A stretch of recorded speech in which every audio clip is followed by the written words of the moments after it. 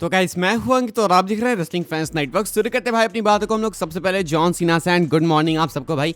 John Cena heal बन चुके हैं, चैंपियन बन चुके हैं, लेकिन अभी तक भाई इनकी वो वाली रेंडर नहीं आई थी हील वाली। अब इनकी पहली ऑफिशियल रेंडर आ चुकी है भाई निकल के सामने as WWE undisputed champion. And ये आप देख सकते हो कि जॉन सीना भाई यहाँ पे उस सीरियस फेशियल एक्सप्रेशंस के साथ आपको देखने को मिलेंगे। इससे पहले सीना की जो भी रेंडर्स थी वो पुरानी वाली थी भाई। सीना के चेहरे पे वो स्माइल आपको देखने को मिलता था। हील बन गए थे सीना लेकिन चेहरे के एक्सप्रेशन सेम थे। लेकिन अब है भाई ये पहली ऑफिशियल रेंडर भाई जॉन सीना की as the WWE undisputed champion. And यहाँ पे चेहरे पे जो एक्सप्रेशन है देख के लग रहा है कि जॉन सीना भाई आपके आत्मा को निहार रहे हैं। देख रहे हैं कि भाई ये सोच क्या रहा है क्या नहीं सोच रहा है। तो जॉन सीना अपने अनडिस्प्यूटेड चैंपियन भाई कुछ इस तरीके से WWE वेबसाइट पे फीचर किए गए। कल तक जॉन सीना की ये रेंडर अपडेट भी नहीं की गई थी भाई, कोडिंग ही देखने को मिल रहे थे। लेकिन अब जॉन सीना अपडेट हो चुके हैं WWE के वेबसाइट पे अनडिस्प्यूटेड चैंपियनशिप के साथ में। ये जॉन सीना की भाई सबसे पहली रेंडर। आगे बढ़ते हैं गाइस, हम लोग बात करते हैं अगली स्टोरी के बारे में जो कि स्टोन कोल्ड को लेके। एंड स्टोन कोल्ड भाई रेसलमेनिया में एक अलग रोल में हो सकते थे बिकॉज लोगन पॉल चाहते थे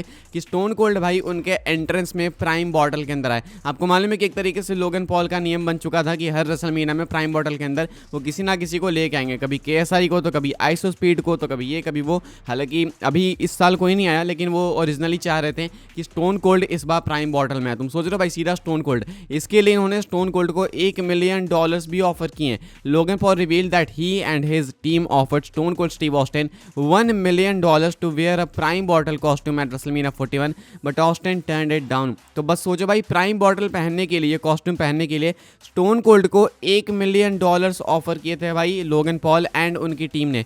अगर ये ऑफर एक्सेप्ट करते स्टोन कोल्ड तो उनको रेसलमेनिया में लोगन पॉल के साथ आना होता इस प्राइम बॉटल के अंदर एंड बाद में खुद को अनवील करना होता। लेकिन स्टोन कोल्ड ने भाई स्टीव ऑस्टिन ने ये ऑफर डिनाई कर दिया। स्टीव ऑस्टिन के लिए भाई पैसों से ज़्यादा भी काफ़ी सारी चीज़ें मैटर करती है एंड स्टोन कोल्ड पे थोड़ी सूट करता है भाई। स्टोन कोल्ड मजाक थोड़ी, एक बहुत मैसिव नेम है भाई। स्टोन कोल्ड ये जो कर रही थोड़ी करते रेसलमेनिया में। लेकिन लोगन पॉल भाई फुल कोशिश में लगे थे, $1 मिलियन पे करने की कोशिश में थे भाई कि इतना चलो तुमको पे करेंगे, इतने पे तो आ जाओ, इतने पे तो मान जाओ। लेकिन क्या बोला स्टोन कोल्ड ने, उन्होंने बोला नहीं मैं नहीं आऊँगा। एंड वो आया भाई सीधा अटेंडेंस अनाउंस करने, गाड़ी वारी ठोक के चले गए, बंदे ठोक दिए भाई। स्टोन कोल्ड ने कुछ इस तरीके से माहौल रेसलमेनिया का बनाया एंड लोगन पॉल को डिसअपॉइंट किया। आगे बढ़ते हैं गाइस, हम लोग बात करते हैं John Cena and Cody roads के टाइटल के बारे में। भाई जॉन सीना कोडी रोड्स ने भाई एक चैंपियनशिप जो है ना साइन की है एंड इस चैंपियनशिप के लिए इतने इनसेन प्राइसेस है क्या बोलूँ भाई मैं आपको। आप देख सकते हो कि भाई WWE वेबसाइट पे John Cena and Cody Rhodes की autographed WrestleMania 41 golden replica title belt official list की गई है बेचने के लिए। एंड ये ऑलमोस्ट गोन भी है यानी कि बिक भी रही है। इसके लिए प्राइसिंग है भाई €3,500 यानी आप इसको डॉलर ही मान लो ना, $3,500। तो यानी कि भाई ये कुछ मान के चलो जो बेल्ट है ना तुम्हारी 2.5 से 3 लाख रुपए से ऊपर है। ये मैं कम बता रहा हूँ, मैं बिल्कुल बिना काउंट के अंदाजा लगा रहा हूँ बिकॉज $1,000 कुछ 80,000 रुपये से ऊपर होते हैं। तो इस हिसाब से तुम देखो तो 8 16 24 कुछ 3 लाख रुपए से ऊपर की ये बेल्ट है। यहाँ पे जॉन सीना का सिग्नेचर है, कोडी रोड्स का सिग्नेचर है एंड ये गोल्ड रेप्लिका बेल्ट है रेसलमेनिया 41 की। डेफिनेटली एक प्रीमियम बेल्ट है, सीना का सिग्नेचर है, वो भी हील सीना का, कोडी रोड्स का है भाई। तो प्रीमियम बेल्ट है लेकिन क्या ये 3 लाख रुपए का वर्थ है या फिर नहीं भाई, वो आप कमेंट करके बताना बिकॉज बाहर वाले लोग खुद भी कंसर्न है कि इतनी महंगी बेल्ट भाई ऐसा क्या इसमें तुमने हीरे मोती जर रखे हैं। कुछ कह रहे हैं कि अगर इतनी महंगी बेल्ट है तो इसमें एक्चुअली में सोना होना चाहिए, ये रेप्लिका तो लिखने का कोई सेंस ही नहीं बनता है। WWE वाले पागलों की तरह भाई पैसे खर्च कराने पर लगे हुए फैंस से। कल हमने रात में वीडियो में डिस्कस भी किया टीके वाली चीज़ को, आप पिछले वीडियो जाके देखना आपको पता लगेगा इसके बारे में और भी कुछ। फिलहाल ये वाली बेल्ट इतनी महंगी बिक रही है एंड लोग खरीद भी रहे हैं तो अमीरों की भी कमी नहीं है भाई, खरीद भी रहे हैं बिक भी रही है भाई। कहते हैं ना जब मियाँ बीवी राजी तो क्या करेगा काजी, वही वाला सीन है यहाँ पे। आगे बढ़ते हैं गाइस, हम लोग बात करते हैं अपनी अगली स्टोरी के बारे में जो कि रैंडी ऑर्टन को लेके। भाई रैंडी ऑर्टन ने RKO हिट किया जॉन सीना को। कैसे वो पीछे से आए थे वो वाली क्लिप मैंने आपको दिखाई, लेकिन वो पीछे से आने के लिए पहले रिंग के अंदर तो गए होंगे। अब वो रिंग के अंदर कैसे गए थे उसकी क्लिप निकल के सामने आई है एंड बहुत ही फनी क्लिप है भाई। हम जानते हैं भाई कि जब भी रिंग के अंदर किसी को जाना होता है सुपरस्टार को तो वो शो शुरू होने से पहले या शो के बीच में कमर्शियल ब्रेक के दौरान जाता है अंदर क्रू मेंबर्स के साथ में चेकअप वगैरह करने के लिए एंड उसी में साथ में अंदर घुस जाता है। तो शो शुरू होने से पहले भाई रैंडी ऑर्टन क्रू मेंबर्स के साथ आते हैं एंड ऐसा एक्ट करते हैं हुडी में कि हाँ ये भी चेक कर रहे हैं भाई कि रिंग पोस्ट सही है फिर नहीं, स्टील स्टेप्स ढंग से लगे हैं या फिर नहीं, फॉर्मेलिटी करते हैं मस्त यहाँ पे रैंडी ऑर्टन। फिर पीछे से कुछ बंदे आते हैं भाई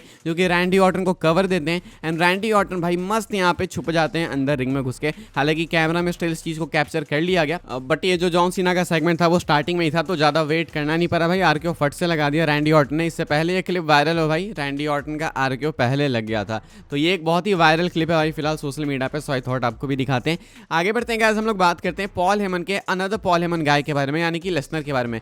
सबसे पॉपुलर पॉल हेमन गाय अगर कोई है भाई तो ब्रॉक लेसनर है, एंड लेसनर से ही पॉल हेमन की पहचान है मोस्टली। अब ऐसे में लेसनर को लेकर क्या कोई गुड न्यूज़ है, बिकॉज रिसेंट टाइम्स में हमें कुछ अच्छा सुनने को मिला नहीं है। लेसनर आएंगे भी नहीं WWE के अंदर भाई, अब लगता है इस पॉइंट पे तो, लेकिन शायद एक छोटी सी बिल्कुल गुड न्यूज़ है। अब क्या है मैं आपको बता देता हूँ भाई। रिसेंट कुछ टाइम्स में ऐसे क्लेम्स निकल के सामने आए कि लॉ सूट में इस चीज़ को भी मेंशन किया गया है कि लेसनर ने खुद से भी नकारा है चीज़ों को। लाइक किन चीज़ों को भाई, जो जेनल ग्रांट वाले एलिगेशंस हैं, विंस ने जब कोशिश की कि वो general grant and Brock Lesnar को साथ ला सके, तो लेसनर ने भी इस चीज़ को नकारा है। अब ये हल्के से क्लेम से मैं बिल्कुल श्योर नहीं हूँ भाई, मैं बहुत अच्छे से इस चीज़ को कोट करना चाहूँगा, मैं श्योर नहीं हूँ कि ऐसा है या फिर नहीं है, लेकिन कुछ हल्के से क्लेम्स हैं कि लेसनर खुद भी दूर होना चाहते थे जेनल ग्रांट से, एंड वो पास आना ही नहीं चाहते थे।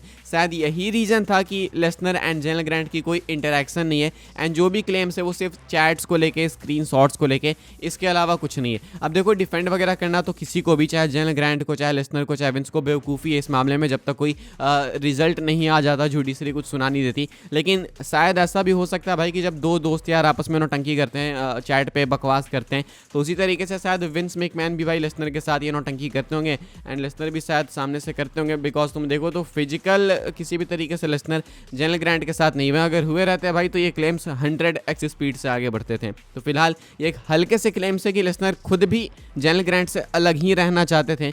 तो अगर एक्चुअली में ये चीज़ प्रूव होती है, so then I don't think कि कोई ट्रबल है लेसनर के लिए।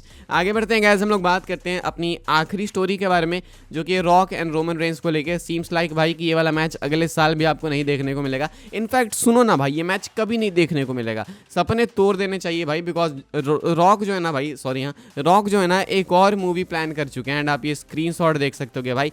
Dwayne the Rock Johnson just reveal that filming for his new movie with Martin Scorsese, where he plays a ruthless Hawaiian crime boss, starts early next year. This pretty much confirms we are not getting Rock vs Roman next year as well. यानी कि बात यहाँ पे घुमा फिरा की है कि अगले साल के स्टार्टिंग में रॉक भाई एक और न्यू फिल्म के शूट पे जाने वाले हैं। एंड आपको मालूम है कि जब रॉक फिल्म के शूट वूट पे जाते हैं तो कहाँ WWE को भाई वो प्रायोरिटी समझते हैं, वो बस WWE के अंदर तब आते हैं जब एरी मैनुअल उनको कॉल करते हैं कि टिकट्स नहीं बिक रही है, तुम आ जाओ, अपना काम करते हैं, उसके बाद बोलते हैं कि अब यहाँ से तुम संभाल लो। तो अगर वो फिर अगले साल के स्टार्टिंग में फिल्म वगैरह शूट करने जाने वाले हैं, तो रोमन के साथ मैच का कैसे कोई स्कोप ही नहीं बनता ना भाई। रोमन के साथ मैच का स्कोप अभी देखो 2-3 साल ही है बस। रेसलमेनिया 42 नहीं तो 43 नहीं तो 44, रोमन खुद ही साफ कहते हैं कि 42 में उनकी WWE डील खत्म होगी, उसके बाद मैक्स टू मैक्स 1 साल नहीं तो मैक्स टू मैक्स 2 साल, उसके बाद रोमन नहीं होंगे WWE के अंदर। तो 3 रेसलमेनियाज है, 3 मेनियाज में भाई रॉक के साथ मैच नहीं होगा तो कभी नहीं होगा। एंड अगले साल के चांसेस थोड़े दिख रहे थे, वो तो हर साल दिखता है,